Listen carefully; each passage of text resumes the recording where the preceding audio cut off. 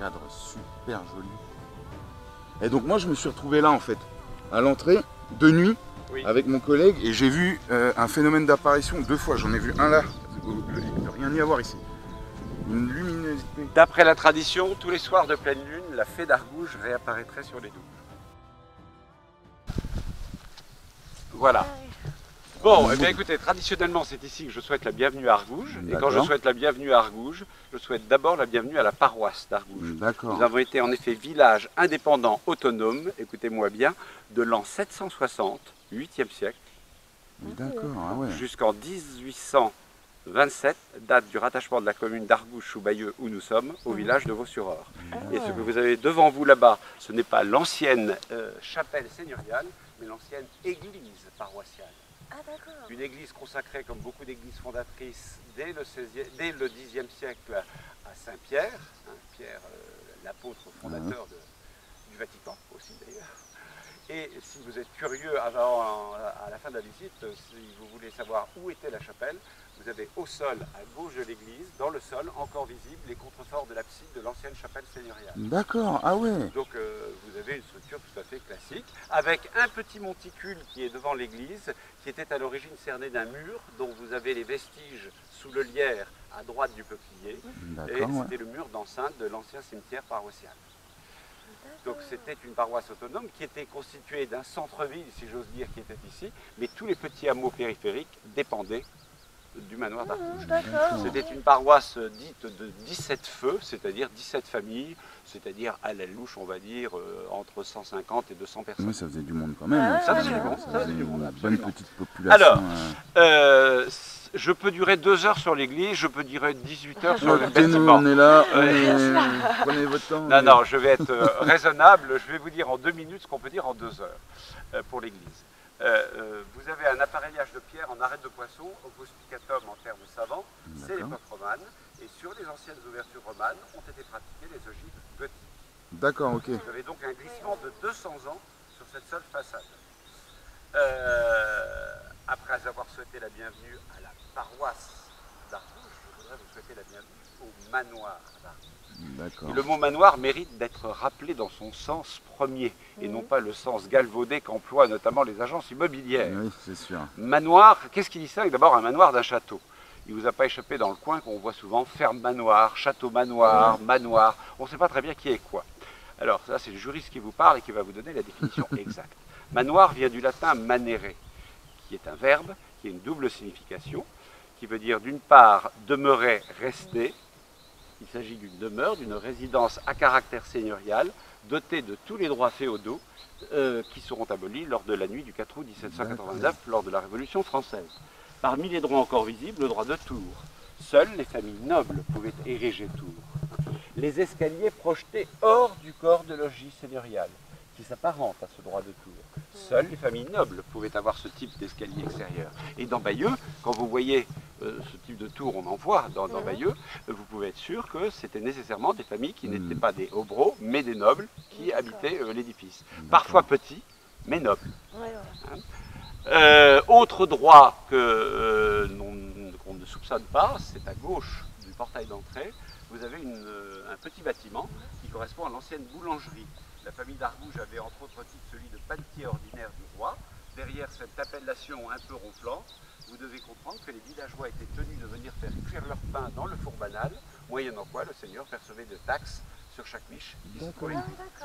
Vous êtes assis, je parlais de miche cuite ici, vos miches sont posées sur un pressoir à pommes, un ancien pressoir à pommes. Là encore, les villageois étaient tenus de venir faire presser leurs pommes dans le pressoir seigneurial et le seigneur en situation de percevoir des taxes sur chaque tombereau qui s'y trouvait déversé. Mais le droit le plus spectaculaire qu'il va vous être donné de découvrir, c'est ce qui se dissimule derrière le tronc d'arbre là-bas, cette espèce de puissante tour qui est en fait un pigeonnier. Nous avons la chance, vous avez la chance d'avoir ici l'un des pigeonniers les plus importants de Normandie en taille, l'un des plus anciens et l'un des mieux conservés. Il comporte 1474 trous. Et pour faire court, il faut savoir qu'il y a une correspondance directe entre le nombre de trous et la richesse, l'étendue. D'accord. Eh bien, 1474 trous, en coutumier normand, à l'époque de l'édification du pigeonnier, c'est-à-dire tout à fait fin 14e, début 15e, ça correspond à peu près à 15 000 hectares de terre. Ah oui, Puisque un trou équivalait à peu près à 10 hectares de terre. d'accord. Ah oui, du coup, oui, c'est... Ouais. Alors, ça c'est le premier sens du mot maneret, demeurer, rester, demeure, résidence à caractère seigneurial dotée des droits féodaux. En cela, un manoir n'est pas différent d'un château. Alors qu'est-ce qui fait la différence? C'est le second sens du mot maneret, qui veut dire tenir par l'activité manuelle, manere manus, de la main. Hein. Eh bien, un château ne pouvait subsister qu'autant que des fermes extérieures le desservaient, alors que le manoir, lui, pouvait s'auto-suffire. Parce qu'il intègre la fonction agricole à côté de la fonction traditionnelle, fonction militaire et administration de basse justice. Voilà. Et là, vous avez la vraie définition. La vraie définition du mot manoir. Nous sommes dans la basse-cour, par opposition à la haute-cour, qui est la cour seigneuriale, à proprement parler. Les douves sont assez profondes dans leur centre, puisqu'elles font 2,80 m. Ah oui. Elles sont configurées en V. Elles ne sont ni dallées ni pavées, mais tapissées d'une couche de 80 cm d'épaisseur de coquillage pilé. Ah oui. Mode d'étanchéité assez classique en franche côtière. On avait beau être normand fortuné, on n'en était pas moins économe et pratique. On allait chercher les matériaux les plus abondants et surtout les plus faciles d'extraction pour les disposer dans ce type d'ouvrage d'art. Le pont qui permet d'accéder de la basse-cour à la haute-cour est un pont à double arche qu'on appelle un pont dormant, par opposition au pont levant, dit aussi pont levis. Ce pont a toujours été fixe. D'accord. Ce qui va rendre intéressante votre visite, c'est que vous avez là un rare exemple de transition féodalité-renaissance, avec deux philosophies bien distinctes de la vie. Féodalité, regardez ce bâtiment. Les 2 tiers inférieurs réservés aux animaux, chauffage central naturel des 2 tiers supérieurs. En haut, les 2 tiers supérieurs, la salle d'armes à proprement parler. D'accord. À l'extrémité droite, on voit d'ailleurs la souche de la cheminée, vous aviez une cheminée qui permettait donc de faire la cuisine pour la soldatesque. Hein. On sait qu'il y avait 12 gendarmes qui constituaient la garnison permanente du lieu. Et vous remarquerez bien sûr aussi les petites fenêtres armées de grilles. On se prémunit contre l'ennemi. Quel est l'ennemi? L'anglais, l'anglais de la guerre de 100 ans. Et vous savez que la guerre de 100 ans a pris fin en Normandie en avril 1450 avec la bataille de Formigny. C'est ça. Non loin d'ici. Voilà. Alors ça c'est le Moyen-Âge. Mais quand on va, lorsque l'anglais est chassé de Normandie puis d'Aquitaine, les guerres ne sont plus portées en France, mais dans le nord de l'Italie, dans le Milanais. C'est l'époque de Charles VIII, c'est l'époque de Louis XII, c'est l'époque de François Ier. Ouais. Et nous avons ici l'influence italienne qui va se faire ressentir, c'est-à-dire que, alors que la tour est restée, elle, parfaitement médiévale, la tour du petit escalier, vous noterez que les fenêtres, elles, sont élargies, avec ces larges baies à croisée de pierre qu'on appellera des fenêtres à meneaux, et qui cette fois laissent pénétrer la lumière. Parce qu'on recherche la lumière à la Renaissance, alors qu'au Moyen-Âge, on la fuyait. On la fuyait pour 2 raisons. D'abord parce que la lumière était corruptrice, il n'y avait pas de réfrigérateur, etc. Donc on cherchait à avoir des températures isothermes à l'intérieur des maisons. Et la seconde raison, les petites fenêtres, bien sûr, c'était pour rendre l'accès plus difficile à l'ennemi éventuel qui aurait pu se présenter dans ce genre de lieu éminemment guerrier. Alors vous voyez qu'on a conservé une tour qui est fin 14e, début 15e, avec des machicoulis. Elle a simplement perdu, il ne reste plus qu'un créneau, elle a perdu ses créneaux, mais il y avait une tour crénelée, donc en face de. D'accord, ah oui. Voilà. Alors, le petit édifice qui flanque le pignon est du logis seigneurial est une colonne de latrines. D'accord. Et en fait, les latrines ne sont pas disposées par hasard ici. Vous avez une source souterraine qui passe sous l'église. D'accord, ouais. Réputée, ça c'est pour vous, cher monsieur, avoir été construite sur un ancien temple celtique. Ah. Le dit temple lui-même réputé avoir été construit sur une source souterraine. D'accord. Oui, bah oui. Au final. Or, la source réapparaît partiellement par résurgence dans les douves et crée, ça n'est pas flagrant aujourd'hui, un courant d'eau. Vous avez un courant d'eau vers le fond qui permettait à l'eau côté ouest de s'éliminer vers l'est. Derrière ce bâtiment, il y a un petit cours d'eau qui rejoint directement l'Or, la rivière qui baigne nos champs.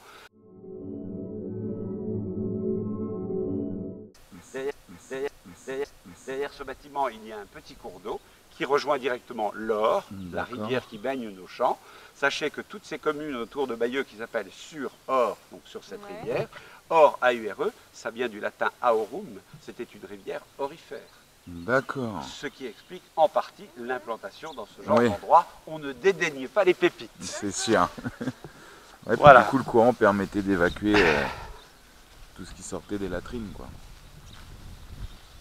Exactement. Alors, le courant permettait surtout aux eaux usées de ne jamais remonter et le lavoir était, lui, disposé en amont. D'accord, oui, donc ouais, finalement, C'était le tout à l'égout de l'époque. c'est ça. Embelli à l'époque Médicis, avec énormément de symboles. Alors ça, je ne vais pas m'embarquer là-dessus, je fais des visites uniquement sur les symboles présents au manoir d'Argouges, mais les deux sphères, les cercles concentriques, la torche renversée, de même qu'en haut, l'oculus cerné d'une guirlande à grenades, participe d'un langage extrêmement précis. Tout a un sens. Oui, c'est sûr. Par exemple, puisque vous êtes de Bayeux, regardez ce que j'ai appelé la torche renversée. Ouais. En fait, c'est la flamme de la vie qui s'éteint. Allez au cimetière de Bayeux. Il est pourtant que du 19e siècle. Vous avez deux énormes torches renversées. D'accord. Et bien justement, vous ferez attention maintenant. Voilà. D'accord. Alors, puisqu'on est dans le répertoire, encore une fois, je ne vais pas détailler le sens de chaque chose Oui, parce que je fais des visites réellement, mais très pointues, de 3 heures sur les symboles. D'accord, ok. Mais qui font appel, alors là, aussi bien à la religion, à la tradition antique, gréco-romaine, à l'histoire, bien entendu, et aux sciences occultes aussi. Ouais. Les francs-maçons sont friands de ce genre de choses. Oh, puis oui, ils en ont des symboles. Au centre, vous aviez le blason de la famille d'Argouges qui a été bûché lors de la Révolution française. Vous en verrez une réplique à l'intérieur du pigeonnier. D'accord. Et de part et d'autre, des coquilles Saint-Jacques. Alors évidemment, coquilles Saint-Jacques, tout le monde pense spontanément à Saint-Jacques de Compostelle. Une halte sur la route de Compostelle. En l'occurrence, ça n'a rien à voir avec Compostelle. C'est l'une des symboliques héraldiques de l'époque Médicis. C'est un symbole de fécondité, de féminité. Pensez à un tableau très connu de Botticelli, La naissance de Vénus. Ouais. On voit Vénus sortir d'une coquille. C'est l'expression de ce que vous avez devant vous. D'accord. De part et d'autre, vous aviez des effigies en ronde-bosse des seigneurs d'Argouges. On discerne encore le personnage à gauche, coiffé de son bonnet plongeant, typique du 15e finissant et 16e commençant. Donc transition, féodalité, renaissance. Alors bien sûr, je ne saurais vous laisser franchir mon portail sans attirer votre regard sur les très beaux vantaux qui le constituent. Ah oui, bah ça. Qui ne sont pas d'origine, je le précise. Ah bon, d'accord. C'est nous qui l'avons fait réaliser d'après, c'est une réplique exacte de l'un des portails de l'abbaye de Jumièges, en Seine-Maritime. Ouais, c'est vrai que c'est beau. Ouais. Alors, c'est en chêne, à double parement, vertical, horizontal, le second parement biseauté de telle sorte que l'humidité soit naturellement projetée vers l'extérieur, et les chevilles qui assurent, évidemment, la stabilité de la structure. Je précise que ce sont des chevilles non pas cylindriques, mais coniques, ce qui fait que plus vous tapez derrière pour enfoncer la cheville, plus, évidemment, l'ensemble devient solide et cohérent. Solide et cohérent. Voilà. Alors, il y a bien une porte piétonne qui, elle, ouvre vers l'intérieur. Mais les Français n'étaient pas des abrutis. Ça aurait pu être un point de faiblesse. Or, vous allez constater en franchissant le pont que le mur de la boulangerie a été conçu en biseau, de telle sorte qu'un archer anglais se mettant en position de tir si la porte venait à céder sous des coups de boutoir, l'archer anglais voyait nécessairement sa flèche se fracasser sur le mur et la flèche ne pouvait en aucun cas atteindre le fond de la cuve. On va aller le vérifier. J'ai même eu un grand pont d'Areva, société donc du nucléaire, qui m'a dit, mais vous savez qu'on a gardé le principe pour éviter la propagation en cas de fuite radioactive. On a toujours des sas en biseau. Ah oui, ça s'éclate ici. Regardez, mettez-vous là, et vous voyez que c'est ce qu'on appelle, appelait à l'époque en anglais une blind door, une porte aveugle. C'est ça, ça donne sur le mur au final. Voilà. Et la flèche venait taper ici et non pas vers le fond de la flèche. Ah, c'est vachement bien pensé. Alors vous voyez, parmi les satisfactions que j'ai eues, je fais pour que les gens se sentent bien, éventuellement quand il fait beau, je mets des chaises là. Il y a des gens qui n'ont pas trouvé plus drôle que de me les foutre mettre dans à la place. ouais. C'est affligeant. Pardon? Super. Oui, oui, C'est vrai. Alors, sous la hotte de la boulangerie, vous avez de la terre battue, c'était le lavoir qui était là. Souvenez-vous, je vous ai dit, le lavoir était en amont des latrines.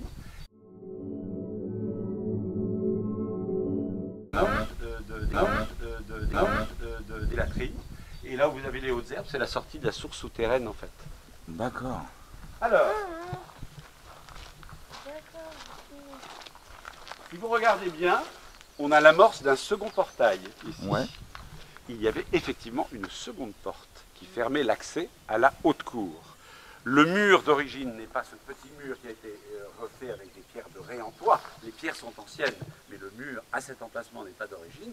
Le mur d'origine, vous en avez la trace, ici, sensiblement plus haut, et nous sommes plein sud. Conception médiévale, on ne cherche pas le soleil. Souvenez-vous. Et si vous regardez maintenant l'angle du logis seigneurial, on voit très bien l'arrachement d'un mur. Vous voyez, juste à l'angle, là-bas. L'arrachement d'un mur. On voit la pente d'un toit. Il y avait un bâtiment en retour au Moyen-Âge côté est. D'accord. Eh bien, on a fait le calcul, compte tenu de la hauteur de ce toit ici et de ce mur ici. Ça veut dire qu'au Moyen-Âge, la cour ne pouvait pas voir plus de, allez, on va dire 5 à 6 heures par jour le soleil. Ah, d'accord, Et elle ne le voyait que quand il était au zénith, Ouais, c'est-à-dire à midi, quoi. Vraiment, à midi, ouais. c'est-à-dire quand il n'était pas pénétrant dans les pièces. D'accord. Toujours cette préoccupation de la pénombre lumière, quoi. organisée. Alors, le pigeonnier, remarquable, puisqu'il n'a pas bougé depuis la fin du XIVe, début XVe, il n'a jamais eu de toiture, il a toujours été coiffé de ce qu'on appelle un tas de charge. C'est un assemblage circulaire des pierres sur le principe de la clé de voûte, mais c'est une structure concave intérieure et à l'extérieur convexe, tel un cratère. Quel est l'intérêt? Projection permanente des eaux de pluie à l'intérieur du pigeonnier, alimentant ainsi en permanence l'abreuvoir des pigeons. On va aller le voir de l'intérieur, croyez-moi, ça vaut le détour. Alors, ça vaut pas le coup d'œil? Ah ouais. Alors voilà le blason de la famille d'Argouges, écartelé d'or et d'azur, à 3 quintes feuilles de gueule. Les quintefeuilles font ces fleurs à 5 pétales que vous avez ici. Voilà. Alors, si vous regardez bien, chacun des trous, chaque rangée, elles sont orientées en quinconce, de telle sorte que les parties creuses et pleines alternent, et que donc vous ayez une stabilité permanente de l'édifice. Mais si vous regardez encore plus attentivement, vous voyez que c'est une entrée unique qui dessert une chambre complète. Ça n'est donc pas un trou, un pigeon, mais un trou, une nichée. C'est-à-dire en permanence 5 à 6 pigeons qui rapportent ici. Alors la question que vous seriez en droit de me poser maintenant, ça sert à quoi? Des pigeons, pourquoi faire? Bah, oui, Alors, Pour les messages. les messages, oui, non. c'est vrai, mais c'est une, j'allais dire, une fonction presque subalterne. La première fonction, Ouais. garde-manger vivant. Le pigeon était une viande très prisée à l'époque médiévale. La seconde fonction, c'est la récupération de la fiente, qu'on appelait la colombine à l'époque, parce que la fiente de pigeon était un engrais extrêmement prisé qui permettait de fertiliser les champs et puis en même temps de les alléger. C'est une terre argileuse un peu lourde et donc d'augmenter la productivité des champs. D'accord, oui, c'était Voilà. le fumier de l'époque. Absolument, absolument. Il y en a toujours, non, Alors oui, ce matin quand j'ai ouvert la porte, il y avait 7 pigeons qui étaient là posés, mais il arrive qu'il y ait jusqu'à 200 pigeons. Il y a les années où il y a les corneilles, et là les pigeons ne viennent pas parce que corneilles et pigeons, ça ne fait pas du tout bon ménage. Voilà. Et vous avez compris que malgré la structure concave, on voit très bien les gouttes d'eau d'ailleurs, regardez qui tombent ici, l'eau tombait dans ce bassin. Et le bassin est assez profond. Je le laisse exprès avec de la terre, sinon ça serait dangereux pour les visiteurs. Mais vous avez à peu près 80 cm de profondeur ici. Ah oui. Donc, et il suffisait aux pigeons, si vous laissez brouer dans l'eau, etc., de plonger en quelque sorte dans cette piscine que vous avez devant. Vraiment bien pensé quand même, quoi, parce que. Voilà. Puis il est haut. Ah ouais, À l'intérieur, enfin de l'extérieur, on pense pas comme ça. Et Quoi, alors, ce qui est, je vous dis, magnifique, c'est ce tas de charges qui est resté. Ouais. Vous vous rendez compte, les pierres ont été jointoyées au XIVe siècle finissant. C'est exposé aux intempéries depuis le XIVe siècle et c'est resté en bon c'est état. toujours là, quoi. Voilà. On va ressortir. On va ressortir. Je trouve ça vraiment.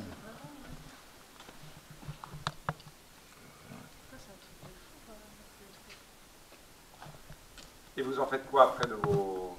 Bah, alors ça dépend, si la personne est d'accord, moi je les diffuse sur YouTube. Oui. Parce que j'ai une chaîne YouTube où je fais pas mal de vidéos, Oui. mes exploration paranormale. Ou sinon, je les garde pour moi, quoi, si la personne ne veut pas de diffusion. Alors, je vais vous dire, pendant longtemps, j'aurais été le premier. J'ai des enfants qui s'en servent beaucoup aussi de YouTube, mais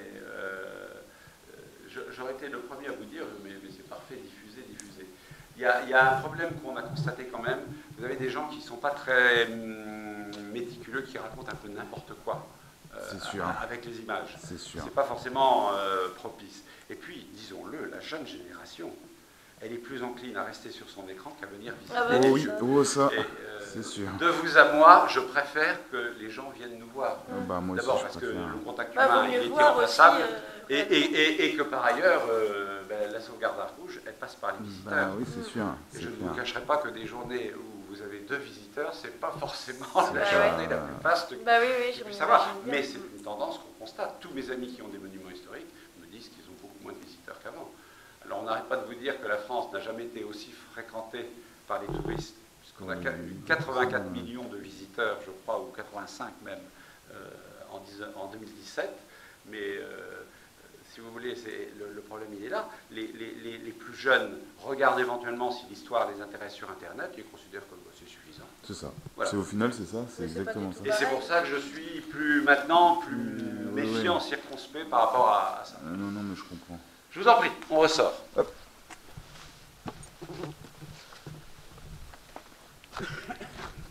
De toute façon, en général, moi c'est pareil quand je filme chez des particuliers ou chez des gens qui ont besoin d'aide et tout ça.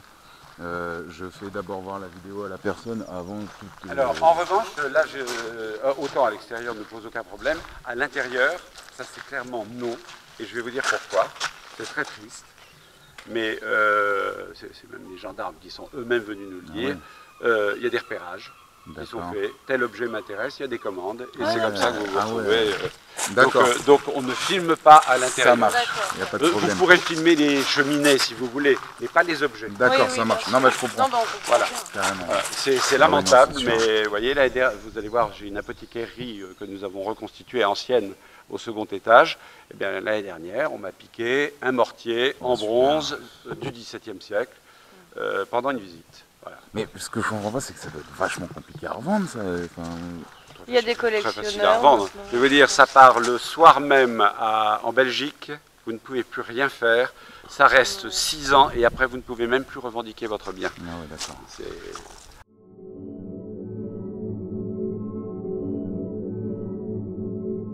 Alors, si vous regardez la façade, vous avez 2 époques distinctes. Ouais. La tour du petit escalier, typique de celle que vous trouvez à Bayeux, donc de structure polygonale inférieure et carrée haute par ce système de pans coupés qu'on appelle aussi des trompes en termes savants. Sachez-le. Vous avez l'hôtel du gouverneur à Bayeux, vous avez alors qui sont parfois crénelés ou parfois simples comme celle-là, mais celle-ci, il faut le savoir, est la tour la plus haute de cette architecture du Bessin. D'accord. Ah oui, du Bessin. Du Bessin. La tour du grand escalier, elle, a été conçue à la Renaissance, mais n'a jamais été terminée. Normalement, on le sait, un très beau fleuron de pierre aurait dû surmonter la lucarne. Ce fleuron de pierre, pourquoi suis-je aussi affirmatif, nous l'avons. Il a bien été réalisé, mais il n'a jamais été posé, car ça a correspondu au départ de la famille d'Argouges. D'accord. Et je dois vous dire, ce que je dis normalement en tout début de visite, que le lieu que vous allez visiter, et ça devrait vous plaire, a été inhabité, écoutez-moi bien, entre 1524 et 1983. Ah oui. Plus de 450 ans sans occupant dans la partie seigneuriale. Entre 1524 et 1632, la famille d'Argouges reste propriétaire, mais n'habite plus l'endroit. Mais il y avait une raison. Parce que sans doute plus au goût du jour, plus assez moderne, plus assez... Bon, la famille d'Argouges, vous connaissez le grand hôtel d'Argouges à Bayeux. Oui. Ceci étant dit, le grand hôtel d'Argouges, il est beaucoup plus petit que le manoir d'Argouges. Oui, c'est vrai. Beaucoup plus, et les pièces ne sont pas grandes non plus intérieurement. Et puis, vous constatez que la partie gauche a été abaissée. Elle a été abaissée suite à un incendie à la fin de la guerre de 100 ans et n'a jamais été rehaussée à sa hauteur d'origine. Mais dans le projet Renaissance, de toute évidence, la façade aurait été... Oui, parce qu'on a des arrachements de murs qui avaient été préparés à la Renaissance ici. D'accord. Donc voilà.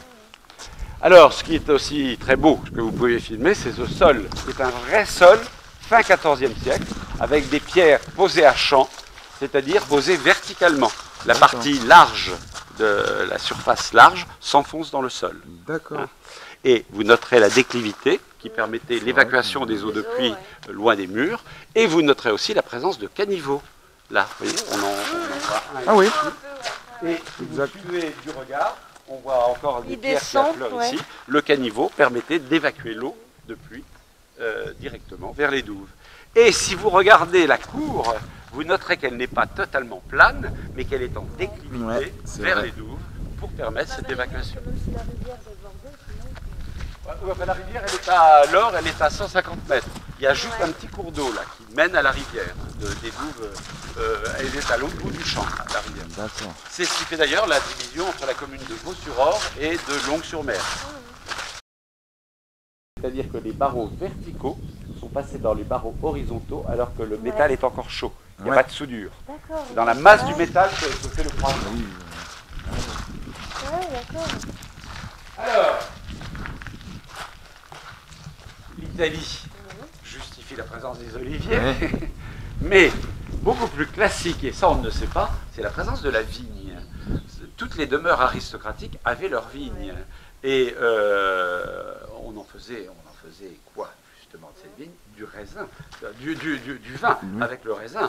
Et ma grande fierté, c'est d'avoir retrouvé à la Bibliothèque nationale, tout à fait par hasard, un marque-page dans un livre qui n'avait rien à voir avec ça, une recette d'un breuvage qui était servi à la fin du XVe et au début du XVIe siècle. Ah ouais. Eh bien, même à la fin de la visite, si vous le désirez, vous pouvez faire l'acquisition d'une bouteille. C'est une véritable expérience archéologique gustative. C'est ce qu'on buvait à la fin du XVe et au début du XVIe. D'accord. 27 ingrédients différents dedans. Ah oui, d'accord. Vous en pleurez. Vous en pleurez. Ça, c'est le piétement. Et là-bas, regardez, vous avez... C'était pour que ça se mettait par-dessus sur les pattes. Mais alors, celui-là, je peux vous avouer, il n'est pas normand. Il vient d'Avignon. Il vient d'Avignon. D'accord, ok. Ouais, il est beau.